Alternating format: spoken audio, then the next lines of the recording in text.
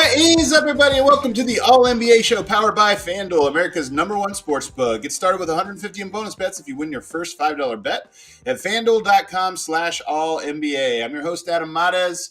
I'm joined remotely by my esteemed colleague, Tim Legler. Legs, I am on the road. I have no idea how you do this, man. I have no idea how you travel to different places, catch the games, do the shows. 2 days, I'm into this. I'm exhausted. I'm glad to hear this. After 15, 16 months working together, you finally have appreciation for my work. This is good. I'm glad to hear that, man. Finally. Here listen, let me tell you where I am. It is Wednesday. On Monday evening at nighttime, I was in my pool in Florida, right? Little family swim time.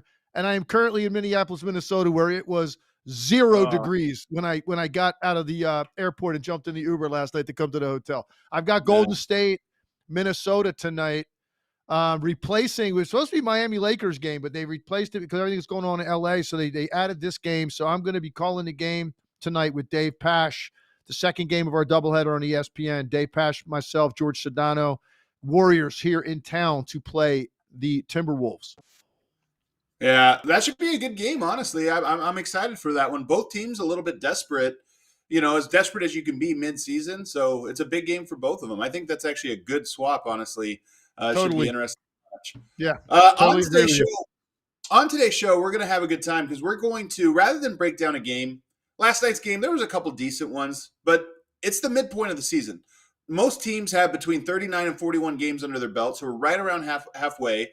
And I thought it would be a good opportunity for us to look at the standings in both conference and try to predict how we think they're going to shake up, not only 1 through 6, but also predict who we think is going to actually be in the playoffs. So we're going to predict playoff seeding. And when I say we, I mean Tim Legler is. I'm just going to be going off of his list. So we'll give a couple minutes to each team that we talk about. And why don't we start off the top in the Eastern Conference? Well, I think this one's pretty easy. It's the Cleveland Cavaliers. They're going to get the 1 seed. I mean, you're talking about basically the midway point of the season.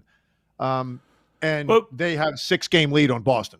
Boston's not catching them. And I'm not sure, to be honest with you, that Boston cares all that much about it. I mean, this is a team that won a championship, and I know they feel like they line up against any team fully healthy when you get to, April, May, whenever they would end up having to play Cleveland late May. They're confident in their ability to not only get back to the finals and win another championship. So I don't think they're putting their pedal to the metal, trying to figure out a way to make up 6 games on the Cavs. But the bottom line is a team as good as Cleveland, as complete as they are, with a 6-game lead, Adam, I don't see any way Boston catches them. So the Cavs, for me, are going to get the 1 seed. I think that's correct. They're first in offense, 10th in defense. But when I was looking it up, I was trying to find an interesting detail or stat on every team. The thing that stood out to me, they're first in offense in the clutch, second in defense in the clutch. And I think clutch time is one of the better predictors of how you're going to be in the playoffs. When everything gets tight, everything gets a little bit closer, how do you perform? The fact that they're first on offense and second on defense through 16 clutch time games, that's really impressive. So I'm with you. I think they are more or less what their record says. I don't think they'll slow down in the back half, and I think they're the league's best team, and I even include the Oklahoma City Thunder in that list. And to this point, they've also played 5 more home games than road games, and that always matters. But they're 14-3 on the road, so it's not like they're having any issues winning away from home. I think they've proven to all of us that this team's legitimate. They can get to the finals. I mean, I'm at that point, not predicting that they will right now. I don't need to make that prediction, but I'm saying I'm not going to say anymore. It's absolutely a foregone conclusion. Boston's in the finals again. Cleveland is good enough to get there, and they've proven it on both ends of the floor. And I like how complete they are with the guard play, the bigs, and the wing shooters. They've got a little bit of everything on their offense. They don't have just one pitch. There's other ways they can beat you on given nights. So I think it sounds like they've made a believer out of both of us. All right, number 2. So number 1 was very easy. What about number 2? Yeah, it's going to be the Celtics. I mean, look, the Knicks are playing really well. We'll get to them in a second, but I don't think they're catching Boston. Boston will be the 2 seed. And I do think there's something to be said, and you can speak to this because being in Denver, I think there's something to be said about the year after you win a championship and, with a core group, and you finally break through that and you win it. I'm sorry, but there's nothing you can do to replicate that sense of urgency that you had trying to get there.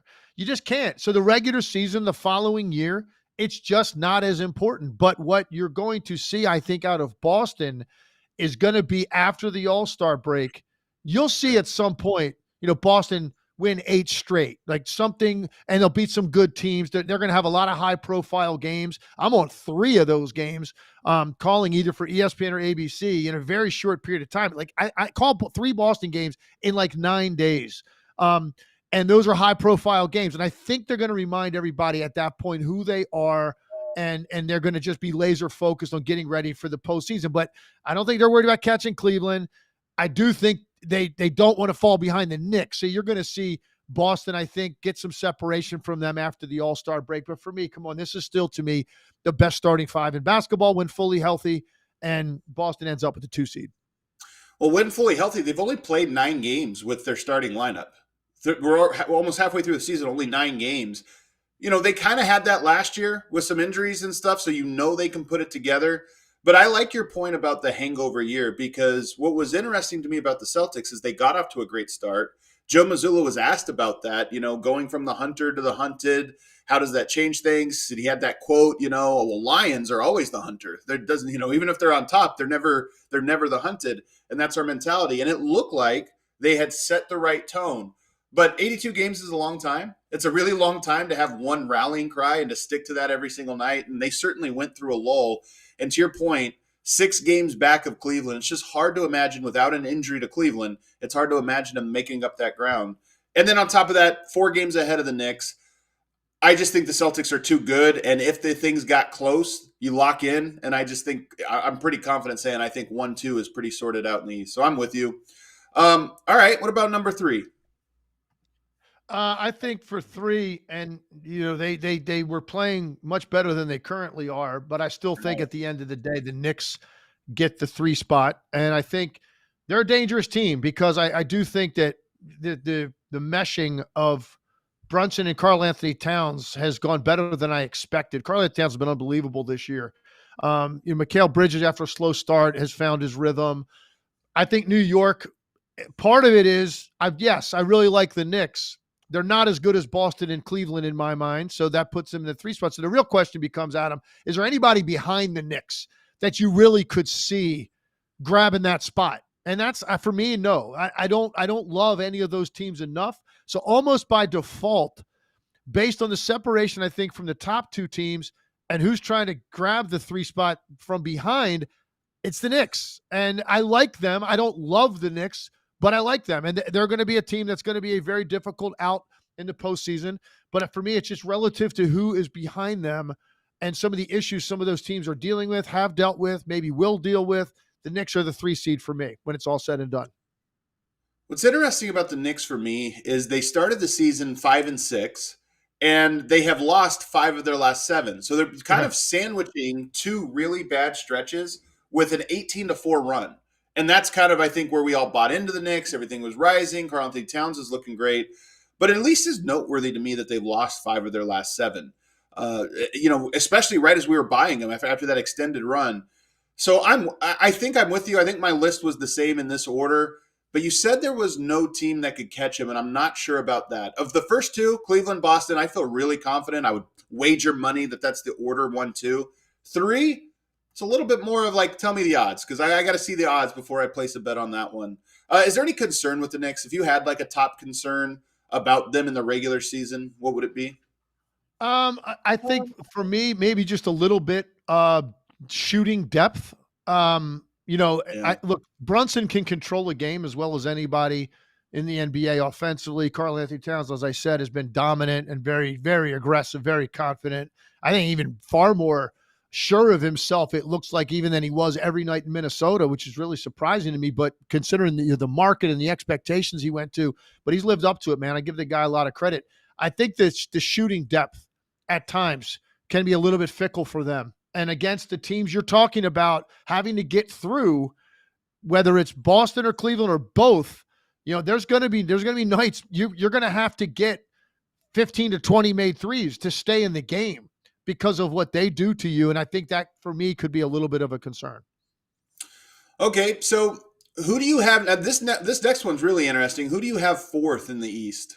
Are you ready for your first surprise? I know you're going to love this one, Adam. And Okay. look, this team captured me last year with their style of play.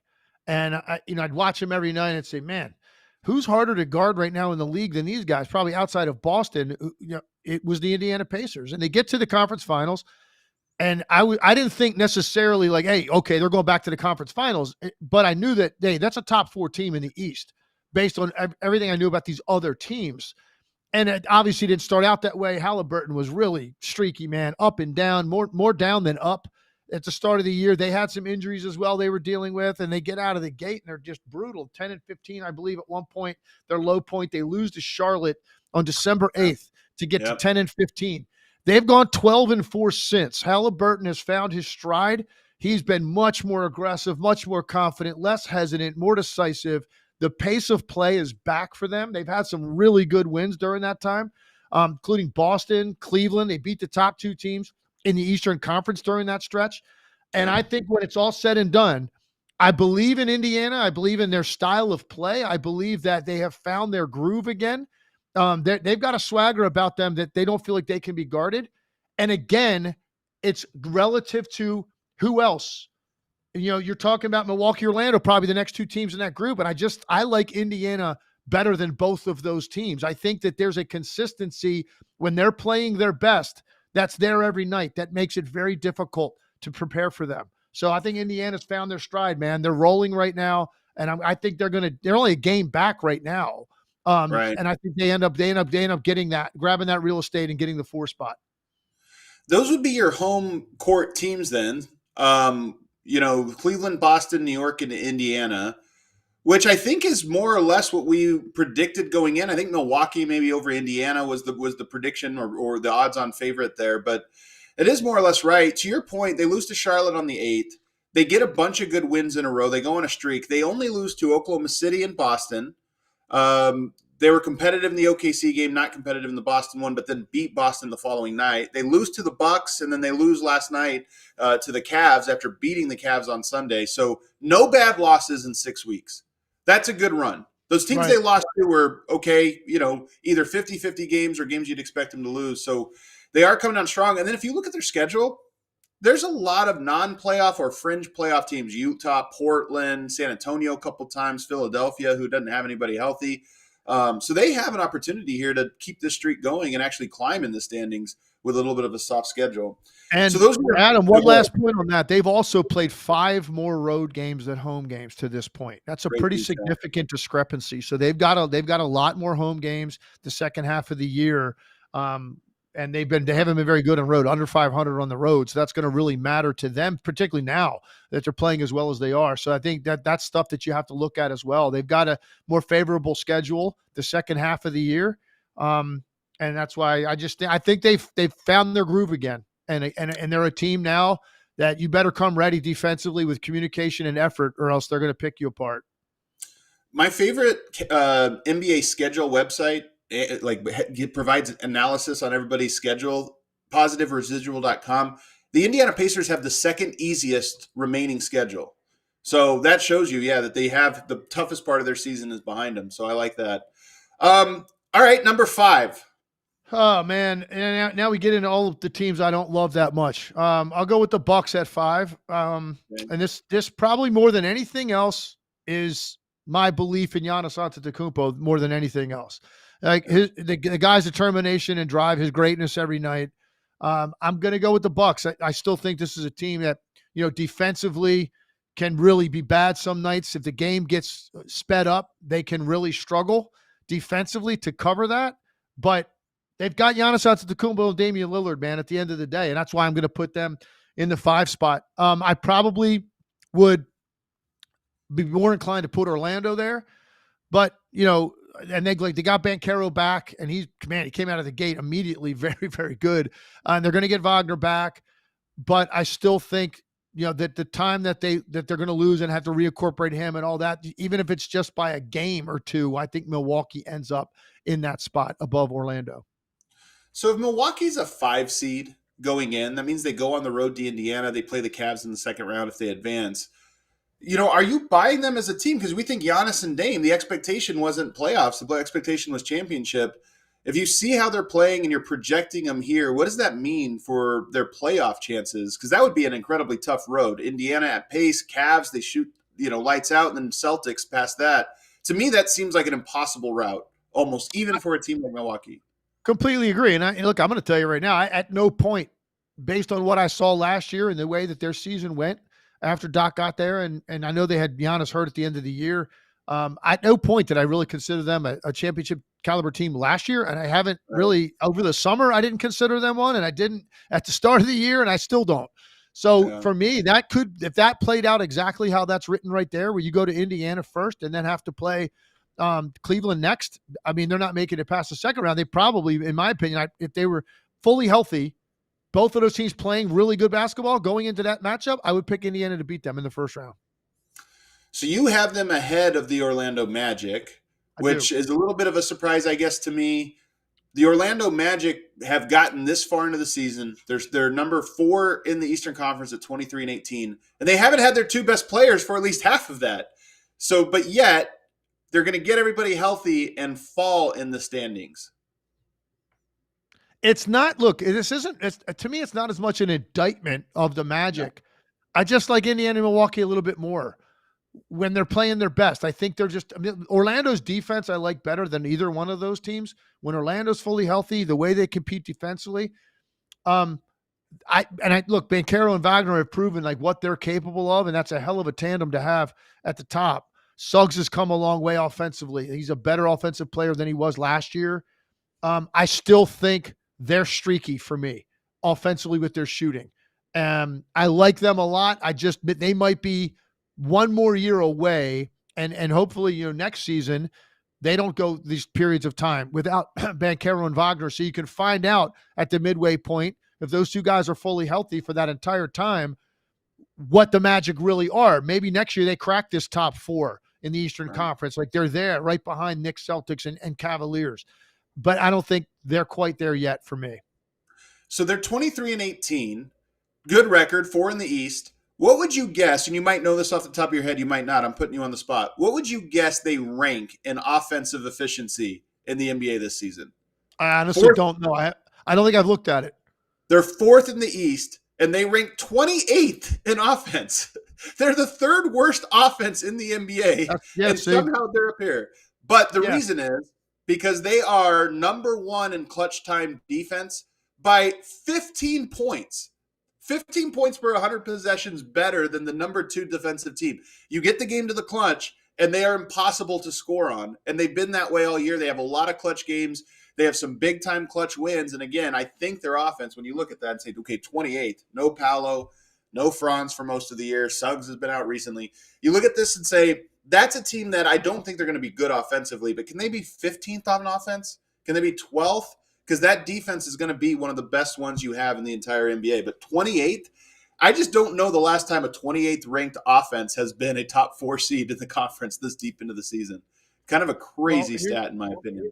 And if you want to find the area that is mind-blowing, that they're even where they are and they have an above 500 record, they are the worst 3-point shooting team in the NBA. By a lot, by the way, by a lot. Okay, here's the extent to which they are the worst 3-point shooting team in the league. They shoot 30.8% from the 3-point line. The Washington Wizards are 29th, and they shoot 3 percentage points higher. That's and then, crazy. Do you know how many teams you'd have to go to find another 3 percentage point gap? You're up into the middle of the pack, the 15th team in the league. So 15th to 29th, there's a 3 percentage point spread between all those teams, and then another 3-point drop to get to the last team. So that's what I was talking about. Like it's at some point, man, in this league, the way it's set up now, that's just tough. That is tough when you shoot the ball at that clip, no matter how good your defense is. To your point, their offense and where it ranks, and that's the biggest reason. Their 3-point shooting is just not explosive enough compared to most of the teams we like in this league that we think can make a deeper playoff run. So Paolo and Franz have played 5 games together, I believe. We're halfway through the season. They always had a little bit of a together. Obviously, the idea is to really get them to mesh. They're young players, but they've just spent so much time opposite each other because of injuries and different things. Do you think that's going to be a process? Is there a chance? I know this is a tough question, but is there a chance everybody comes back healthy and they actually get worse for a period of time? Possibly in the beginning. I mean, that's always a risk you run when you reincorporate top-tier offensive talent into the mix. And yes, that's always a chance. But I believe in their pairing, and they'll figure that out, and they'll hit their stride. They're going to be a very competitive team. They're going to have probably a couple of decent winning streaks the second half of the season. They're going to be right there in the mix with this group of teams. And look, somebody said it well early on in the chat, splitting hairs after you get past 3. Yeah. I agree with that. And that's why this is a fun exercise. It's like pick your team and make your case, because I could easily have taken those 3 teams, Indiana, Milwaukee, Orlando, put them in a hat and just picked one out and then said, this is my 4th place team, and made my argument. Really, I think the 3 of those teams are that closely packed together once Wagner comes back and the Magic are healthy. Let's go to number 7 now on your list, because now we're getting down to the end. And again, we're not predicting play in this or that. We're trying to just say who we think is going to be in the playoffs in these seeds. So who's the second to last team? All right. So first of all, the 6 teams I have listed there are the 6 teams. So those are the 6 teams I expect to finish above the play-in mark, right? I think they're all going to secure a spot. So now you start looking at like, okay, well, how's this play-in going to actually play out? Like, what's going to happen in it? And I know I'm going to shock you with this one. And I love this because of what I said about them in the preseason, which is this is the most improved team in the NBA. And now they're really proving that to be true. The Detroit Pistons, right now, if it ended right now, they would play the Miami Heat in the 7-8 game. And I just think Detroit's athletic ability defensively on the perimeter, and now with what Cade Cunningham is turning into, and Cade Cunningham is turning into a bona fide star offensive player in this league, and with great size. He doesn't do it with blazing speed. He's a little bit more of a grounded player the way that he plays, but he's so smart. He can beat you as a facilitator or as a scorer, which he's been putting up big numbers lately. And I just love their depth of athletic talent defensively. I'm going to go with the Pistons, man. They're 2 games over 500. I'm trying to see what's the streak. I don't have it in front of me. I'm pulled up. 10 of their last 12. There you go. They're 10-2 in their last 12. That's what I was looking for. With wins, nothing, they don't have that one marquee win other than the Knicks the other night, probably. But they've beaten the Lakers, they've beaten the Kings, they've beaten the Suns, they beat Minnesota. I mean, they're beating teams that they had no chance of beating a year ago, much less beating some of these bottom feed teams that they're getting, like Charlotte and Portland that they just got, Brooklyn. They're beating those teams too. But they're also getting those. So they still probably have a couple signature wins they could get. And actually, tomorrow night, they play the Pacers, who are red hot. That would be a hell of a win. If Detroit can win that game at home against Indiana, I think it might be a lot of people are going to agree with me about this right here, because I don't love any of these teams right now that are in that play-in mix. So I'm going to go with the team that's played the most to their potential, and that's the Detroit Pistons. Well, I forgot to mention this. So you mentioned Indiana versus Detroit coming up. That's a great one. Obviously, 2 teams we have very close in the standings, but we also get Orlando, Milwaukee, who we just talked about, playing as well tonight. So we have a couple good matchups here of teams that we expect to be right there in the standings. On the Pistons, if you recall, they started the season 0-4. They had 2 3-game losing streaks, all the way right up until the start of December. And yet they're 21-19. With all those losing streaks in there. That just shows you the kind of run they're on. And I think Cade Cunningham has really figured out the game. It takes guys a little bit of time when they have all those talents for it all to come together. And now he's manipulating the game in a way that makes it feel like you have a chance every night. When you have a player who can manipulate the game, read what's going on, and then take advantage of whatever weakness there is, that's when you have a chance every single night, because you have somebody that's breaking through the lines of defense. So I actually really like this pick. If this was the way it shook out, I think it'd be really exciting. Detroit's not beating Boston in a playoff, but I'd love to see a new team get in just to kind of mix it up and kind of see what the future holds. And also, you know what I love about this too, and I am a fan as a human being and as a coach of JB Bickerstaff. And I thought he got a raw deal in Cleveland. Now, as it turns out, right, Cleveland has gone into hyperdrive since he left. I'm not blaming him for that. They were a very good team last year, and they won a playoff series. They lost in the second round. They were a very good team. They're better now, clearly. And some of that's Kenny Atkinson. Obviously, you got to give the guy credit. Some of it is individual player development, like Evan Mobley. Now, is that Atkinson or is that Mobley? But that's a big part of why that team is better. Them identifying a guy like Ty Jerome as being this important. Is that Kenny Atkinson or is that the front office? So collectively, they've done a great job. But so Jamie Bickerstaff is sitting back and watching this team like Cleveland, and he left go 34-5 out of the gate, right? And if Detroit was, 12 games below 500 right now, he probably wouldn't feel too good about himself. But the fact that he went to a team that was that much of an embarrassment 1 year ago and turned them into this 2 games over 500 at the midway point of the season, and now, you get myself and probably some other people think they have a pretty decent chance of making the playoffs in the Eastern Conference. I'm happy for him because I think he's making a statement like, you know what, I can coach. And It just so happens that Cleveland found something else in his absence, but he's done a very good job with a really young team, totally different makeup. And yet here they are playing really good basketball. There's a good chance on Friday's show we're talking about Pacers-Pistons. That might be the game of the night. Both of them have almost the exact same record. And the Pistons are on a heck of a run right now with all the wins we had just talked about, the little winning streak. If they get that game, I just feel like that's the game now. Now they get to step up into the marquee a little bit, and if they get that one, it'll be a really big deal. Okay, so the final spot, you've got a handful of teams here. You've got Atlanta, Chicago, Miami, Philadelphia. Who did you go with? All right, so listen, let me tell you, I'm going to be, I didn't just throw names out there. I logically went through this. So I think Detroit beats Miami in the 7-8. Okay. To get the 7 spot.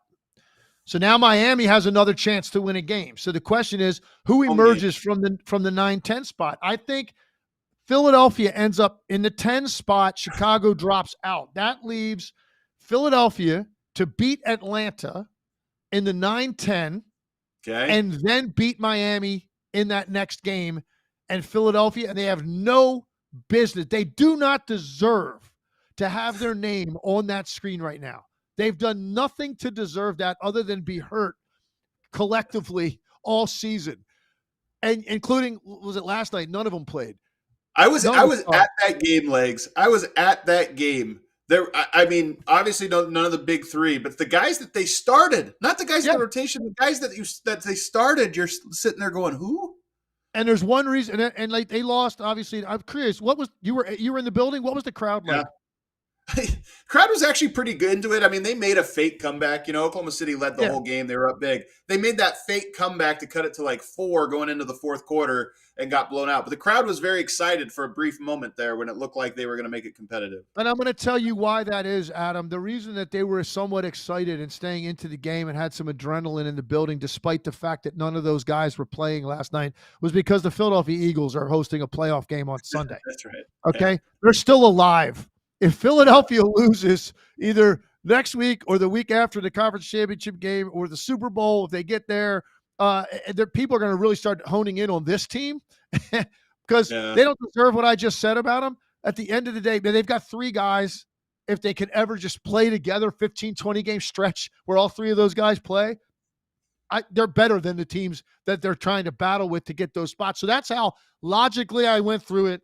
Philly beating Atlanta in the 9-10, and then beating the loser of the Detroit-Miami game, which I think will be Miami. And Philadelphia, in a one-off situation against Atlanta and Miami, Philadelphia's too much. And they end up getting in, and they get the 8th spot. And Philly-Cleveland, man, what a reward for Cleveland if that ended up being that way and Philly was healthy, and the Cavs get Philadelphia in the first round after maybe winning, who knows, 65 to 70 games. They get Philly in the first round healthy. That would be something. I still think that's a decent matchup, though. I mean, as dominant as Embiid is, you get to throw multiple bodies at him. They're so connected that I just don't know. How do you feel about that? How do you feel about that pick, that scenario I just laid out for you? Who do you like better than Philly and Detroit out of that group of Miami, Atlanta, and Chicago? Well, I think what's tough about the East is, Miami, who knows what's going to happen with them in the Jimmy Butler situation. That just seems like a distraction. I don't buy Chicago, of course. Atlanta is the one team that you left out to me that's on the bubble that I just am not sure if I'm ready to put them on the bubble. And actually it has nothing to do. I love Atlanta. I like their roster. They've had some good moments, but here's why I'm not ready to put Philly in. They play Oklahoma City last night. Tonight, they play the Knicks. It's almost certainly, in my opinion, almost certainly a loss, especially if they don't have their guys back. You play Indiana at Indiana over the weekend, and then at Milwaukee on the second night of a back-to-back. So that's 3 more losses, in my opinion. If I'm going through it, I'd be shocked if they won either of those. At Denver, back home against Cleveland. They have 5 more games in a row. They're going to be underdogs going in, and if they're not healthy or not fully healthy, they're probably going to lose all 5 of those. And now you're talking about 15-28. Schedule lightens up a little bit after that, but if you're 15-28, you're just in such a hole that there's no margin for error.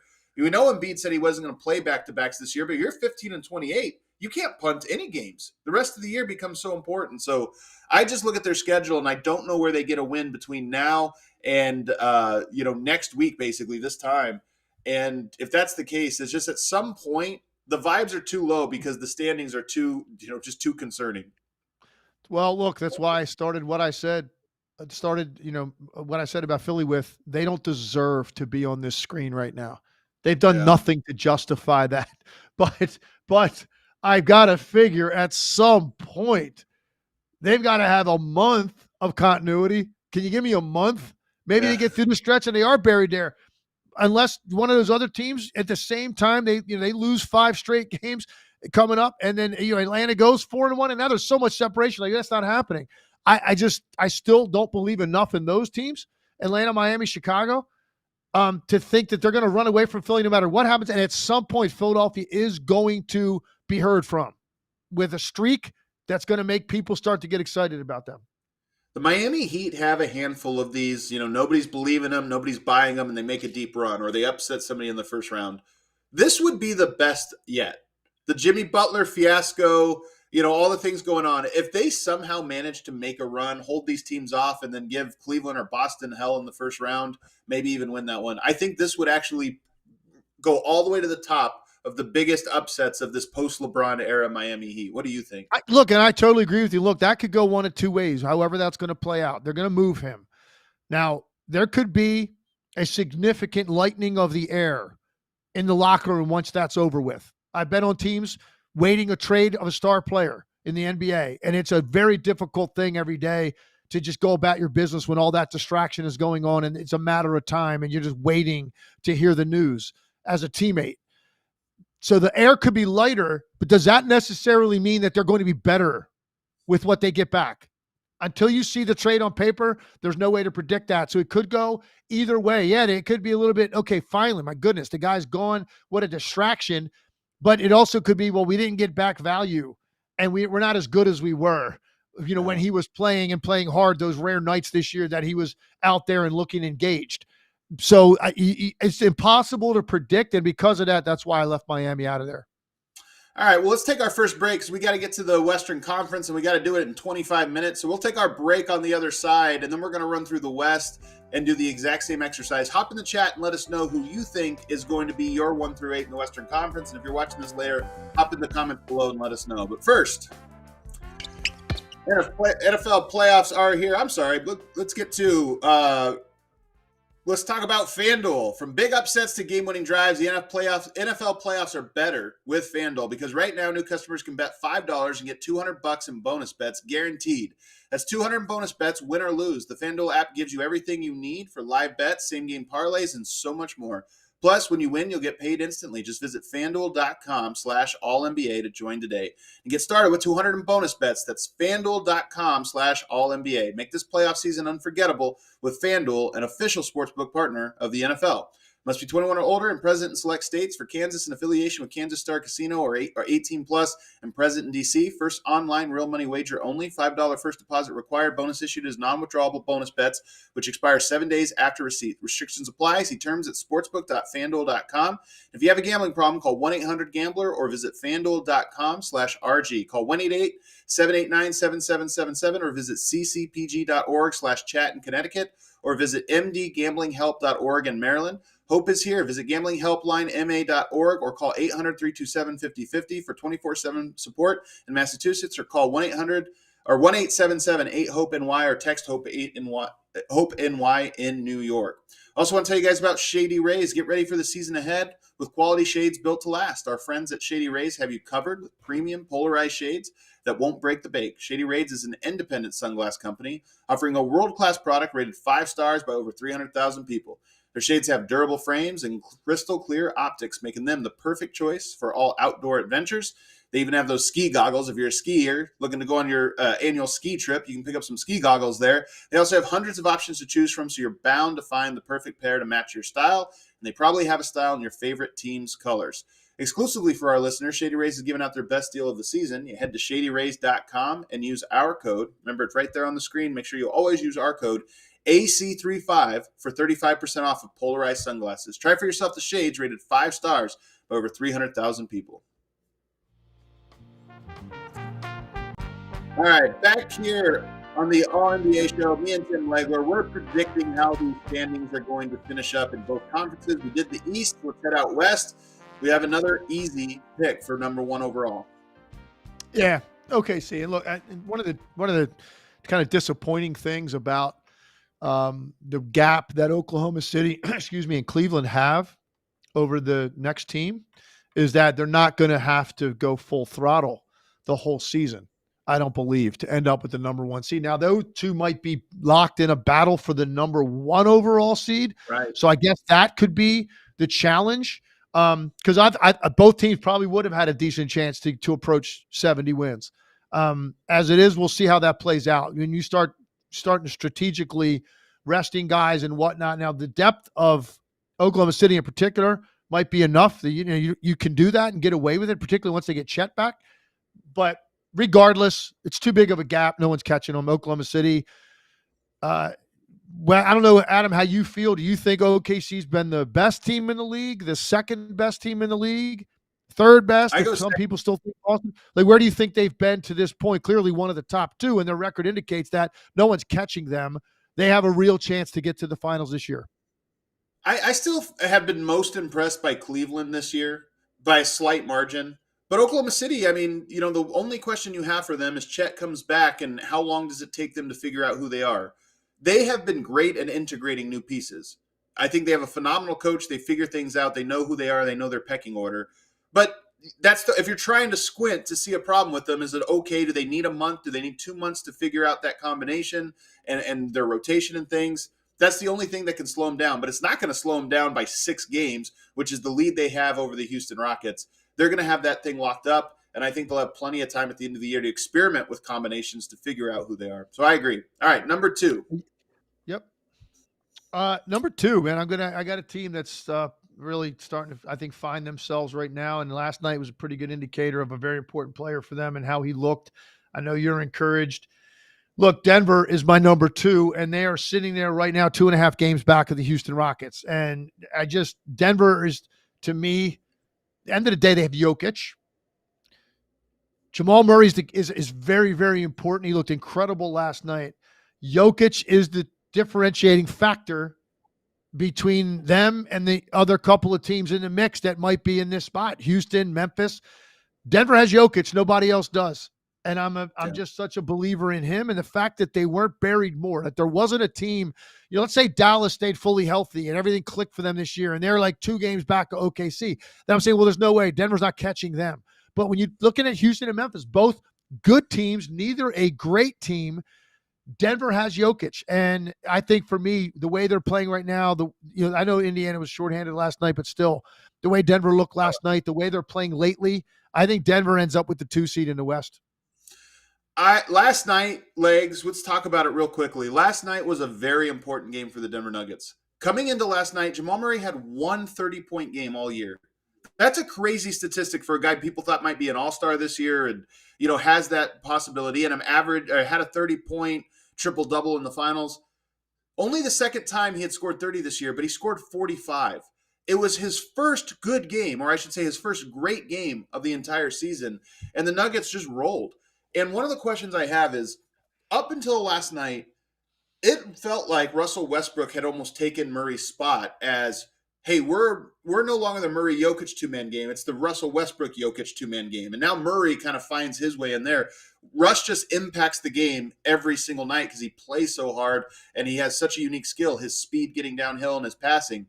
But last night, you kept wondering, can those guys, what does it look like when Murray's going Does Westbrook then fall away? Is this a thing where only one of them can be good at a time?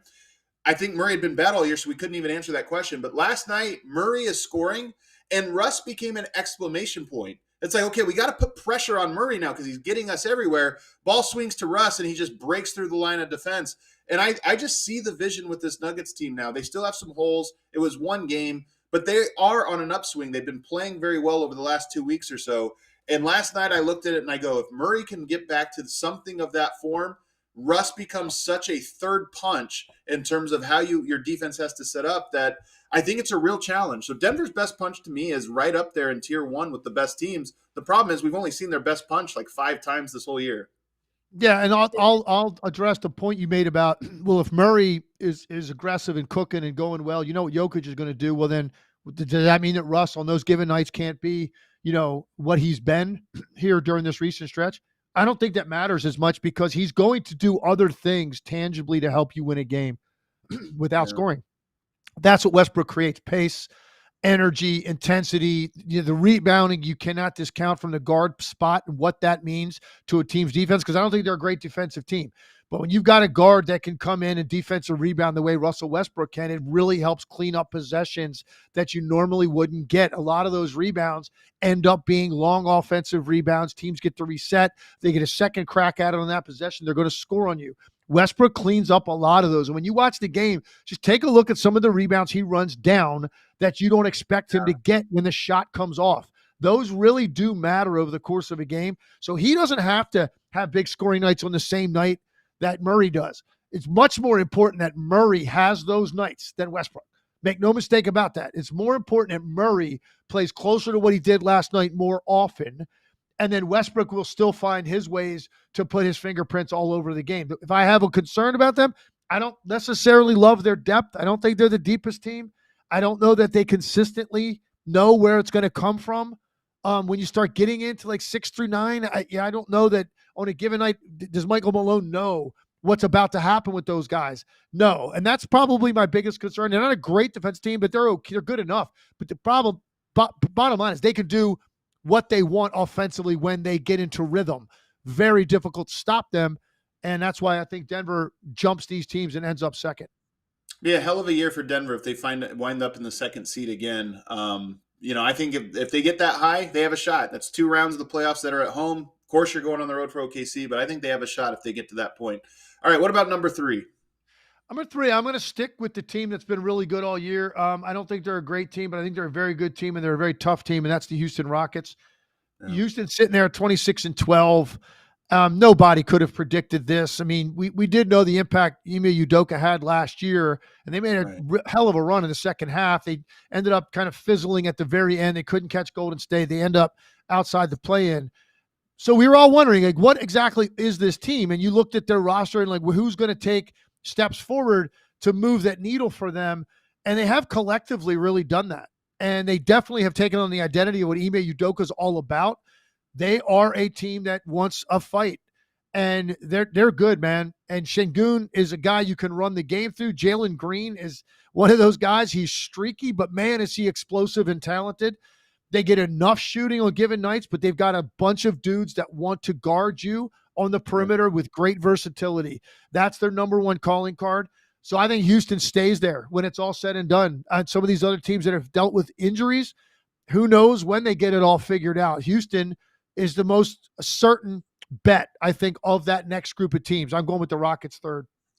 Last week, we did a deep dive on the Houston Rockets. So if you're a Rockets fan, I highly encourage you to check that episode out. We talked about Amen Thompson and what his rise and really and playing in the starting lineup, what it's done for Jalen Green and Alperen Şengün, and I stand by it. I think they're a great team. But, Legs, to your point, I still think I would be surprised if they have a second half of the year as successful, just in a win-loss column.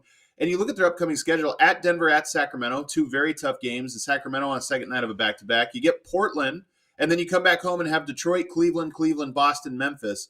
So it's possible. I mean, that's a really tough schedule. They're a tough team, so it's going to be tough for who they're playing as well. But that's a lot of games in a row against top talent, top teams in the NBA. And if they survive that stretch, I'll buy them as a real threat now to be the 2 seed. But I have a suspicion they might go 3-6 over that stretch, 4-5, 5-4, somewhere in there. We'll see if they hold on. All right, what about number 4? Number 4, by default, I'm going with the Memphis Grizzlies. They're right there in the mix. And look, I think it's potentially you could flip flop 3 and 4. They're going to Okay. be neck and neck, I believe, all year. It might come down to games that they have to play head to head ultimately to settle that. But I look at Memphis and I think that there are some nights I watch them and I think, man, this team's really going to be. This is a 6 or 7 game series. Like whoever they get, like in the second round, if they were able to escape the first, like against those top teams, like that's going to be a very difficult series against them. And there's these other teams that we're going to talk about in a second. I just think there's reasons that I'm finding maybe not necessarily a fatal flaw, but a flaw that'll keep them from rising to a home court first round series, which I think Memphis has a great chance of getting. So I'm going with Memphis 4.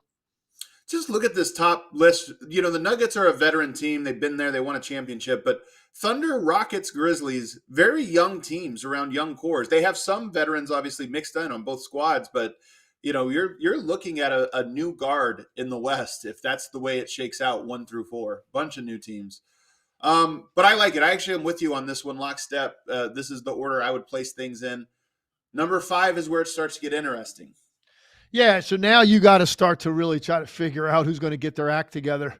I'm going with Dallas. Luka, they're going to reevaluate him. I think originally they said it was the end of December or right around Christmas. So that puts you in 4 weeks. That puts you at 10 days from now or so, looking at him again. And I don't know that means he's playing right then. That I said they were going to reevaluate him at that point. I didn't have volume up on the broadcast last night. Did they give an update last night on the broadcast?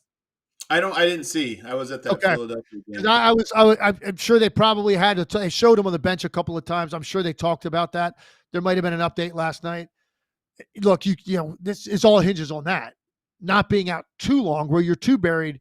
They get him back with plenty of time. He'll be back before the All-Star break. Then you got a 25 game sprint after the All-Star break coming out.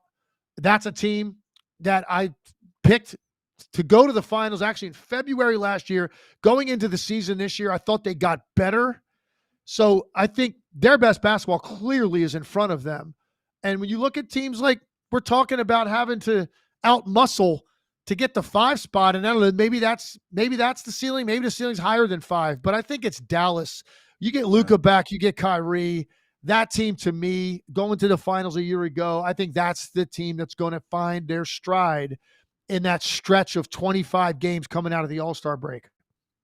They're also a team that I could see making a deal at the deadline. They have some pieces. Maybe they try to add something to complete the roster. The only concern I have for Dallas, because I think Dallas is a top 3 team in the to me, it's Oklahoma City, it's Denver, and it's Dallas. And then there's a gap between the next teams, or at least that you have to prove it if you're Houston or Memphis in the postseason.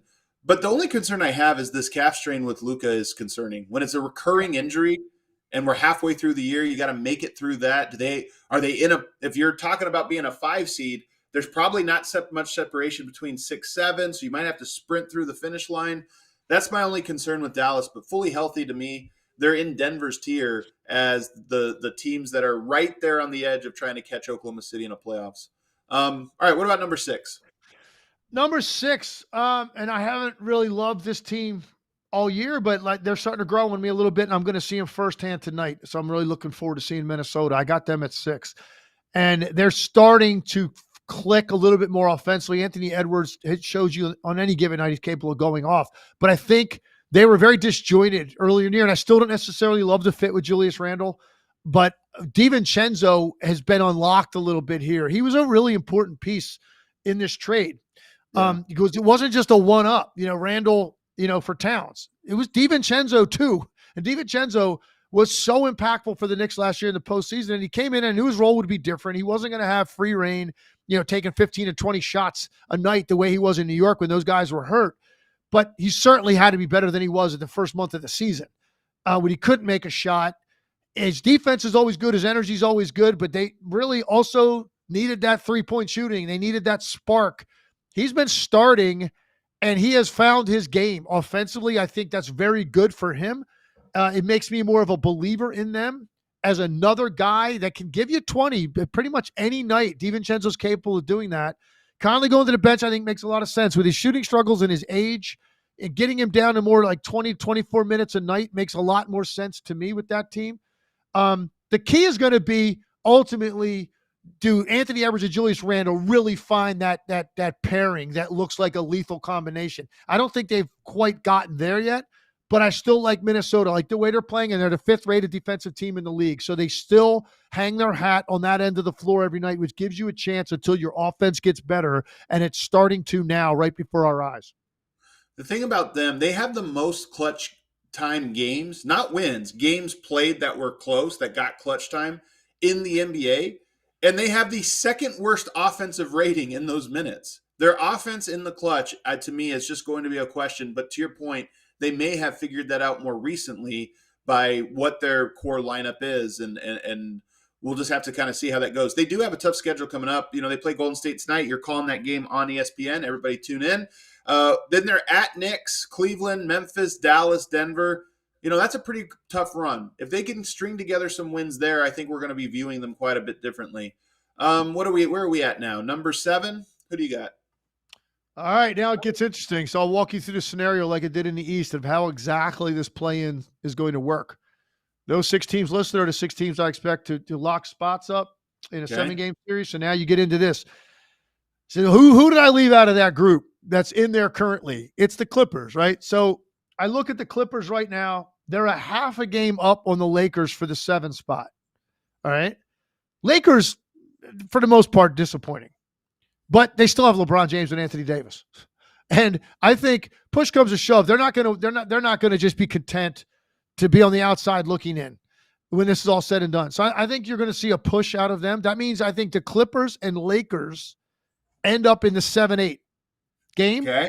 I think the Lakers win that game. Okay, so I put the Lakers at 7. Great play-in. I mean, I'm all right with that for play-in. I don't love the LA battle, but if it's a play-in, I'll take it. Yeah, put everything on the line. Well, not really everything, but certainly putting you to the brink of elimination if you lose that game, sure. Right? And securing a spot, by the way, would set up, as you can see, would set up Lakers Nuggets. Hey, I'll take round. Yeah, I know you would take that in a heartbeat. Look, the Clippers have been an overachiever, in my opinion. I didn't expect Norman Powell to do what he's doing offensively. I didn't think they could build their offense around Harden, even though it's not as much as a scorer as it was in his heyday in Houston. It's still his show. And based on kind of what I saw out of him when he left Philly, I was like, I don't think he's got that in him. I didn't think Powell could do this offensively. They do compete. I had them opening night, and I was so impressed with their overall team defensive speed and aggressiveness. They've got a lot of guys that can guard on the perimeter, and that gives them a chance every night. But there's just nothing about them that I really love. And I don't love the Lakers either, but the Lakers have LeBron and AD, and I think they're going to get serious about this and ultimately win that 7-8 game. That's why I have the Lakers at 7. This is kind of a strange wild card, but they did have to postpone 2 games, obviously, with the fires. And that just means that their schedule gets more dense by 2 games. Like, you add extra back-to-backs more likely down the stretch, and that's an old team. That condensed schedule can be a challenge for them, so I think that'll be interesting. I'm not going to lie to you, Legs. I don't know if I see this one. The one saving grace is, depending on where they slide those, fill-in games, they have kind of a soft upcoming 2 weeks. They only really play the at Clippers, which is a home game basically, and then they've got Boston, which would be a really tough one coming up. Outside of that, Washington, Brooklyn, Charlotte, Philadelphia, Washington.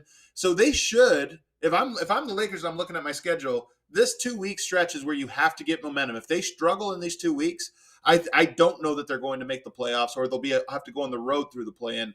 So we'll see what happens. But that leaves one last spot, and there's a lot of teams you have not named yet. So let's see where we go. All right, so now you're going to get into the 9-10 matchup and take your pick. It's going to be Sacramento in there against who, though? San Antonio or Phoenix. San Antonio or Phoenix. And whoever that is, Sacramento wins that game. And then Sacramento takes on the loser of the Lakers-Clippers, which I'm predicting will be the Clippers. And I predict Sacramento winning that game. Sacramento grabbing the last spot. What a story that would be if the Kings are able to rally back the way you're talking about. And listen, so what's going on right now with the Kings? Everybody's looking at this and saying, yeah, Mike Brown, who I like and I believe in, I think he's a really smart guy, and he's not the kind of guy that wears on you on a daily basis. Like, he's not a guy that's got this crass personality, and when things start to go south, players bail on him, and now you're a dead man walking. That's not describing Mike Brown. He's actually got a pretty affable personality. He can be tough when he needs to be. He's smart. He's a good communicator. I don't think he was disliked by that team. There were rumblings about De'Aaron Fox and him having some issues. De'Aaron Fox came out, refuted all of that, which you would expect him to do. Doesn't want to be considered a coach killer, and he doesn't seem like that kind of guy. So I'm thinking it wasn't that. Okay? So now, you make the change. Doug Christie takes over. They start winning games. Well, that had to be Mike Brown, right? Now, here's the thing. And I was on teams, they fired coaches during the season.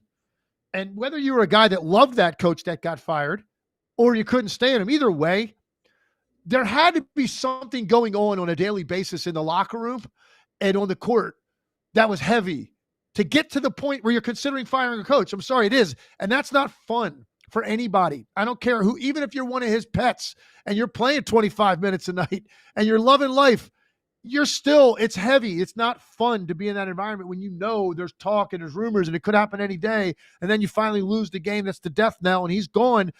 Guess what happens the very next day? Everything's lighter. It's light-hearted. Yeah. People come in the locker room. They're having fun. And you go on a winning streak. Now, it's a small sample size, but there's no question they're playing harder. Question is, can they sustain it? I'm going to bank on the fact that they can, and their talent level is there to justify this, more so than the other teams they're going to have to outplay to get the 8th spot. We had a lot of comments about, we need to talk Kings because they've been on that run. They just dropped a game the other night, but they play Houston on Thursday. I hope that game is close enough that we're talking about that game to lead the show because I got a lot of Sacramento Kings takes I want to get off. I want to talk Keon Ellis. Like, there's some interesting things going on. So I am praying that is a close enough game that leads our show on Friday because that is a good matchup, Sacramento versus Houston. All right, we got to get out of here because I know Legs has a meeting to get to. He'll be on PTI today. Is that right? PTI today. It's right. Tony and Mike, man. Can't wait. You have Legs all day. You got him on the All-NBA show. You catch him on PTI, and then you got him, of course, calling that Timberwolves game tonight, Timberwolves Warriors. So you're going to catch him on ESPN for the rest of the day, basically from here till night. Everybody, thank you so much. We hope you enjoyed the show. Again, leave us a comment below and let us know who your 1 through 8 is. You can do both conferences. You can just tell us which one you really disagree with or which one you really liked. And, of course, make sure you subscribe because we are going to be live again on Thursday and again on Friday. So hit that like button for us, and we'll see you the rest of the week.